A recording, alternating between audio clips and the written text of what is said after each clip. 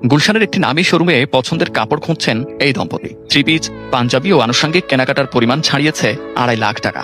এসব শোরুমে যারা কেনাকাটা করেন তাদের কাছে কাগজের টাকার প্রচলন নেই খুব একটা। উৎসবের কেনাকাটাই মুখ্য বিষয়, পছন্দ। আনন্দের জায়গায় কখনো টাকা না, আমার আনন্দ আগে। আমি আমার মন মতো যেটা কিনতে আমি চেষ্টা করবো যে আমার বাজেটের ভিতরে আমার পছন্দের ড্রেসটা আমি কিনতে পারি। বাজেট অলরেডি এত করেছি নিজে কাউন্টের বাইরে বলতে যেটা পছন্দ হচ্ছে নিজ। মোজার আরেক পিঠে রয়েছে নীল আকাশ।